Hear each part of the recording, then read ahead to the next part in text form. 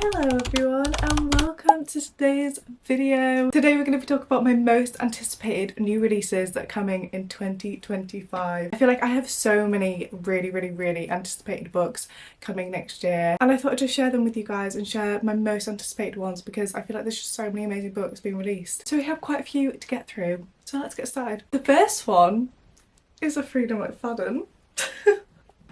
Obviously, I mean, what did we really expect at this point? Her newest book is called The Crash and it's being released on January the 28th. This one follows Tegan, and Tegan is pregnant, she's alone, she's running from her life. She's planning on going to stay with her brother, so she gets in a car, gets on the road, and she ends up driving into a blizzard and getting stuck there. So she's stranded in the middle of the snowstorm when a couple find her and basically rescue her, offer her a room in their little cabin that they have. So Tegan's really grateful, she goes with them to the cabin and she soon starts to realise that something isn't quite right. It sounds like it's going to have a really creepy, on-edge vibe, which I just love in a Freedom McFadden. Kind of similar to like Wardy or Never Lie. I feel like those two have a really eerie sense to them, and I just feel like the fact that this one essentially is her stranded with these strangers in what I imagine is a cabin in the middle of nowhere just gives creepy.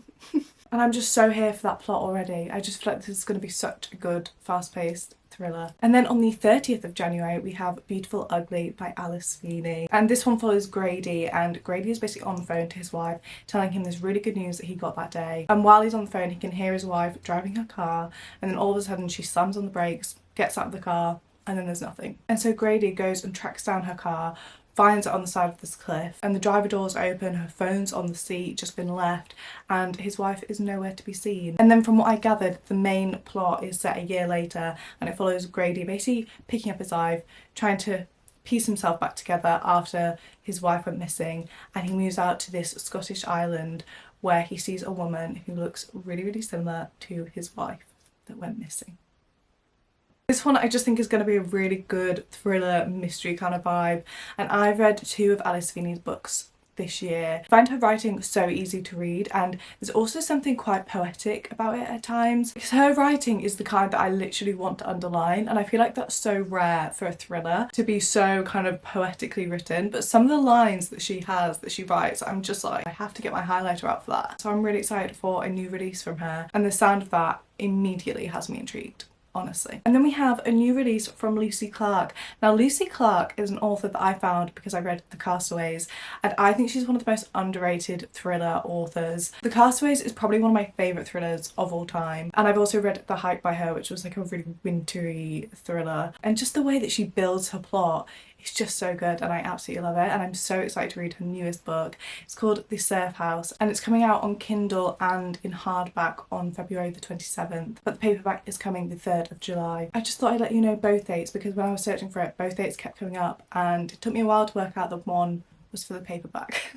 And also I know some people way prefer a paperback to a hardback, and the paperback is coming out in the same year, which is nice. But this one, the summary was so vague, which I kind of love, because I like when a thriller doesn't give me too much from the actual summary, and sometimes it's really nice to just not know the general gist of it before you go in. And this one was one of those where they weren't really giving much in the summary, but from what I gathered, it's basically set in the cliffs of Morocco, and it's centred around this surf house, and the surf house is basically like a sanctuary for travellers and for surfers, and it follows Bea, who goes to the surf house and ends up getting caught in this kind of dark mystery about a young woman that went missing and was never found, and the last place that she was seen was in that surf house. So that's all I kind of got from the summary, but it sounds so good. It sounds like it's going to be another sort of summery read. Just the fact that it's set in Morocco and we've very much got this surfer kind of vibe going on, but then obviously we have the mystery element, which I'm so excited to read.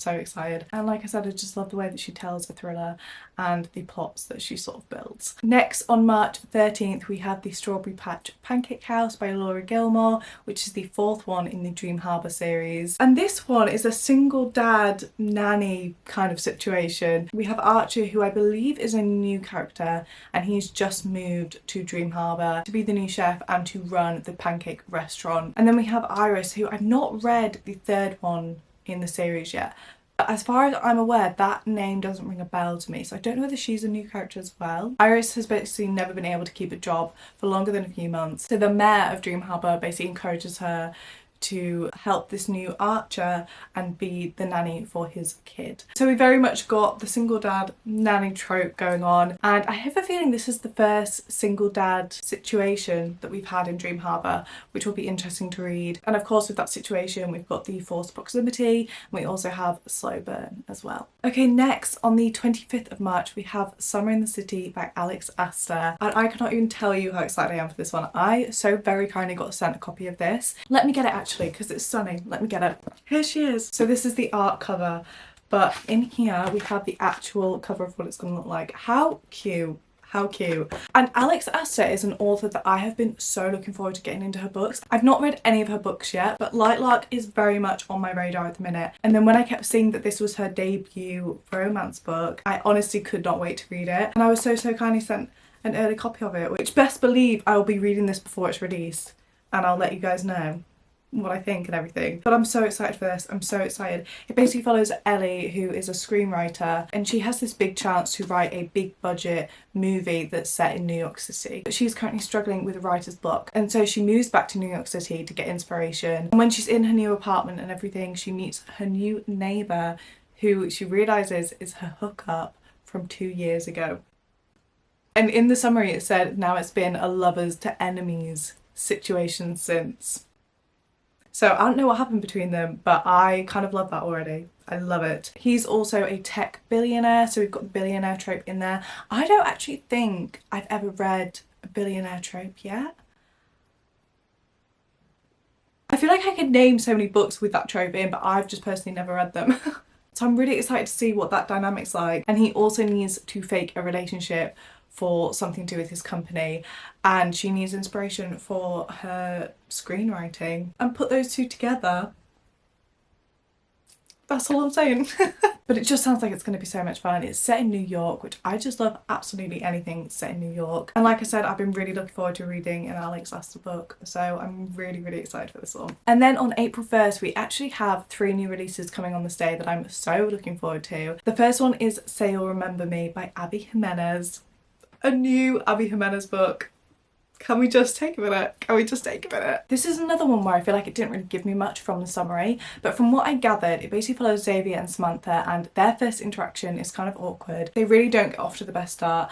I think Xavier says or does something wrong and Samantha takes offence, or she's just kind of done with him already, and Xavier realises that he's made a mistake and he's trying to prove to her that he is sorry and that he's not the kind of person that he came across in that first interaction. So they end up going on this date that's absolutely amazing. It's the best date they've ever been on, but given the life circumstance that Samantha is in, she basically says to him, you need to forget about me. You need to forget about me, because it just can't work. It can't work between us. We've had this amazing night, but beyond that, it's not going to work. But the general gist between them is that no amount of time or distance can make either of them forget about the night that they spent together. So like I said, the summary was kind of vague, but we get the gist, we get the feel of what it's going to be like. I'm just really excited to read more Abby Jimenez books, to be honest, and just more characters that she's created, because her characters are so well thought out. And I feel like I say this all the time about her books, but they just have such a good balance of being really fun, but also being real and genuine and dealing with harder things, but not in a way that kind of brings the whole energy of the book down. It still has a really fun vibe to it, and I'm guessing this one is going to be just like that,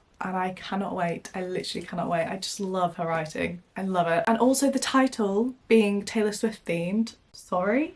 Could it get more perfect? Could it literally get more perfect? I can't wait. I can't wait. And then the next one that's being released on April 1st is the new Beth O'Leary book called Swept Away. The concept of this, I literally fell in love with when I read it. I could not wait for this book. This basically follows 2 strangers who find themselves stranded at sea. So we have Zeke, who is in town because he wants to buy back his late father's houseboat. And then we have Lexi, who basically has no time for dating because she's currently helping take care of her best friend's child. And these two meet and they have a one-night stand together with no intention of ever seeing each other again. But they end up on this houseboat together. They wake up the next day stranded in the middle of the ocean. Just that whole concept is just so fun to me. And it's one of those that is doing forced proximity so well because they quite literally cannot leave. And it's really forcing these two characters who genuinely had no intention of seeing each other ever again to be together, and they have to work together to find a way to get back. I just absolutely love that whole concept already. And I feel like it's going to be a really good rom-com. I cannot wait. Then the third one that I'm so excited for that's being released on April 1st is a new Jessa Hastings book. No, it's not Daisy Hates 3, even though I feel like we're all waiting for Daisy Hates. It's not that, it's actually a new book. From what I gathered, this was the standalone book. This one follows Georgia, who is a professional lie detector and a body language expert. And she basically comes from a really close-minded family that she left and didn't want to be a part of after a bad falling out that happened years ago. And her alcoholic brother basically decided to leave the family. They're basically estranged from the family and they only have each other left away from the other family. There's a situation that brings the whole family back together. So she goes home and she meets her brother's AA sponsor. So we have Georgia and Sam, and these two are basically instantly drawn to each other. But there's one slight issue, and it's that Georgia's brother also has feelings for Sam, his AA sponsor. And so George is left in this sticky situation because she doesn't want to hurt the only family essentially that she has left. So it's giving messy love triangle. It's giving very much family drama, which I feel like is one of the things that Jessa just does so well. And I feel like it's going to be fun having all these new characters and this new family to kind of get to know. And already the setup of this family is just so chaotic and I'm so here for it. So even though it's not Daisy Hates 3, I'm so really excited for it, and I'm excited to kind of get into a new world with new characters and everything. Sounds like it's going to be really interesting and different to anything else that I've read, I think. And just the way that Jessa Hastings writes, I'm happy to just have another book by her. And then we have April 18th, which is a very special day because Fearless by Lauren Roberts is being released. Which I feel like is a day that we've all been waiting for. If you don't know anything about Fearless, it's the third and final one in the Powerless trilogy. And ever since Reckless came out this year, we have just all been on the edge of our seats waiting for Fearless. I believe that there's another novella as well that we'll get at some point. I genuinely don't know who that's going to be about though. Anyway, that's a separate conversation.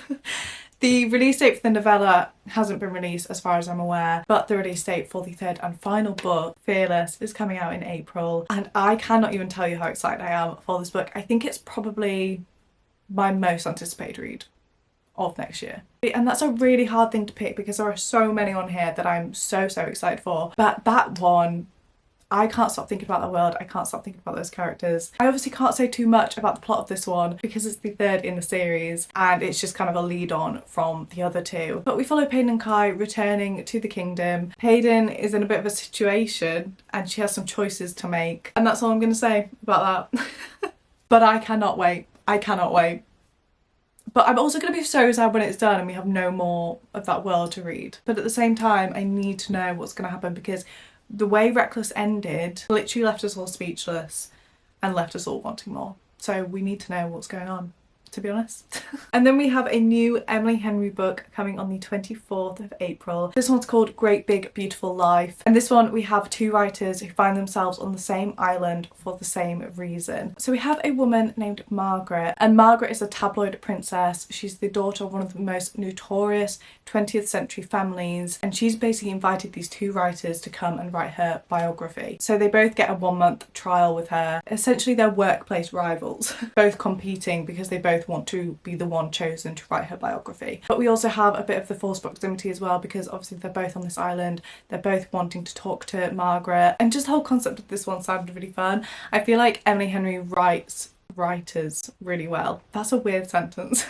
But I feel like a lot of her characters are writers and I feel like the way that she creates those characters is really good. I like the whole idea of this Margaret kind of being this big icon and then having these two writers come in and kind of fight over the position to write her biography. I just think that's such an interesting dynamic and it's going to be a really fun read. And then also on the 24th of April we have What If I Never Get Over You by Paige Toon. This one follows Ellie, who is interraiding through Europe, and after 3 days in Lisbon she forms an unforgettable connection with Ash. But they end up going their separate ways, but they plan to meet in Spain, and when Ellie gets there Ash is nowhere to be found. And then it follows them 6 years on and Ellie has a dream job working in Wales when all of a sudden Ash shows back up in her life and she learns why he never showed that day in Spain, and it'll be interesting to see if there's still a connection there between them as well. I cannot even tell you how excited I am to read another Page Tune book. I read Seven Summers this year and absolutely loved it. It was one of my favourite books of the year. I really love romances that are set over a long period of time, and Seven Summers was that, and then this also sounds like that as well because we're following them 6 years after. And I think it's just so interesting to see how these characters like change over that amount of time and whether or not their kind of connection is still there and what their life looks like now compared to when they first met. I just really like seeing that, and Page Tune did that so well in Seven Summers, and I'm so excited to see a similar sort of vibe in What If I Never Get Over You. And then on June 17th we have Sounds Like Love by Ashley Poston, and I'm so excited to have a new Ashley Poston book to read because I've read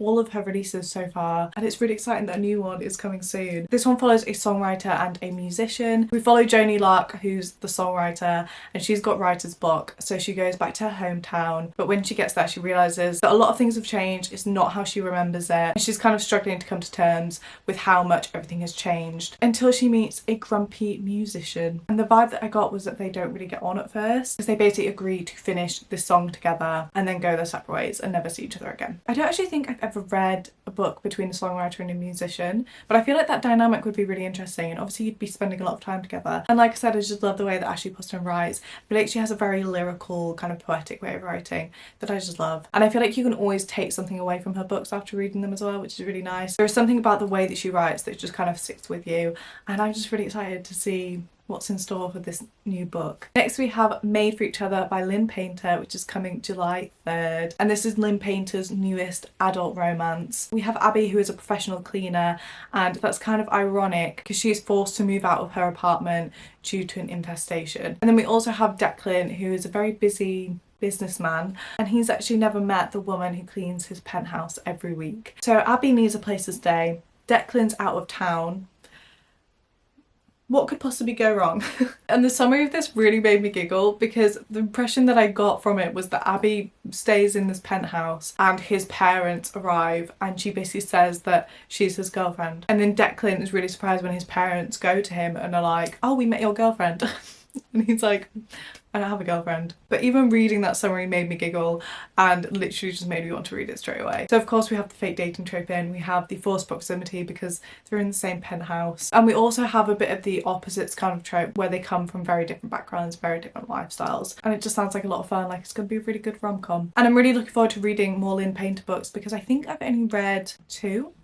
I want to say. I've read Better Than the Movies and The Do-Over, which are both YA as well, so I'm really interested to read an adult romance by her because I feel like they'd be really good. I do. Also on July 3rd we have Don't Let Him In by Lisa Jewell. So this is going to be another thriller mystery, and this one sounds like it's going to be following 2 kind of separate plot lines. The first one we have Paddy Swan, who one day is at the train station and gets pushed in front of a train. His wife and daughter are left devastated, and one day a package shows up at their door from one of Paddy's old friends that starts to raise some questions. And then in the other plotline we have Martha, who is a small town florist, and she's very much feeling like a single parent at the minute because her husband is always out of town for work and everything is not quite as it seems with them or with him. This one really intrigued me because I just want to know how those 2 plotlines link and what actually links them together, because from the summary they seemed like very separate kind of plot lines, but obviously in some way they're gonna link up, and I feel like that'll be really interesting to see that happen because a lot of Lisa Jewell books have those separate plot lines like that, and just the moment that it all kind of joins together and it all kind of makes sense in your head, you're like, no way, no way. And Lisa Jewell's books in general I always recommend because she just writes such fast-paced, easy to read thrillers. They're honestly those types of books that you cannot put down because you're just so invested in the story and you just want to keep reading, and hopefully this one is going to be the same. And I really like the concept of this one because it sounds very different to all of her others as well, which I feel like when you've written as many mystery thriller books as Lisa Jewell has, that's really hard to do. I can just imagine that being really hard to think of something completely fresh and new, but somehow she manages to do it. And that sounds different to literally anything that she's written before. And then we have Not Quite Dead Yet by Holly Jackson, which is coming July 17th. This one I'm so excited about. I literally cannot wait. This is her first adult mystery thriller, and I'm just so excited. I absolutely loved A Good Girl's Guide to Murder. I love the reappearance of Rachel Price. I love Five Survive. I've just enjoyed every single one of her books, and I'm so excited to have a new one and an adult one as well, which will be so interesting. There's actually no cover release for this one yet, so we don't even know what it's going to look like, and that even in itself is exciting to me, just to see what the cover's going to look like. But the plot of this one, when I tell you, it had me gripped. It follows Jet, and Jet gets attacked on Halloween and she suffers a brain injury and is told that she only has 7 days left. So she basically decides that in these 7 days she's going to work out who attacked her. She starts to look at everybody a bit differently, her family, her friends, because she just can't work out who and why somebody would want to attack her. But she's basically set out to solve her own murder. It sounds so good. It sounds so good. And just the whole element of that she's running out of time as well. And just that story is so gripping and raises so many questions, even though I haven't even started the book. I already have so many questions, and I just can't wait to see what an adult mystery thriller is going to look like. And this is definitely one that I'm most excited about for next year. And then last but not least, on the 11th of September, we have The Gingerbread Bakery by Laura Gilmore, which is Dream Harbour number 5. So we actually have 2 Dream Harbour releases next year. This one is centred around Jeannie and Logan, who are from the first book, and it's following their wedding and the town basically coming together to prepare for this wedding. And I believe that this is Annie and Mac's book, who I think we've seen from book 1. I feel like they were in book 1, and it's very much known that they have a dislike for each other. And the vibe that I got from this book was, can they put their dislike for each other aside in order to help prepare for the wedding? So it's very much giving enemies to lovers, dislike to love situation. We also have the forced proximity because everybody's kind of forced together to help with the wedding, and of course we have the small town vibe because we're back in Dream Harbour. And it'll be really exciting and really lovely, I think, to see Annie and Mac's story, because if I remember correctly they have been with us since literally book 1, so that'll be fun to see. And they're all the books, as of now, that are being released in 2025 that I literally cannot wait for. I do think I would definitely be adding to that list as new releases are announced. But they're just a few of the ones that I literally cannot wait for and are very much on my radar. Let me know what your most anticipated new releases next year. And thank you so much for watching this video. I really hope you enjoyed. Let me know if you did, and I will hopefully see you in my next one.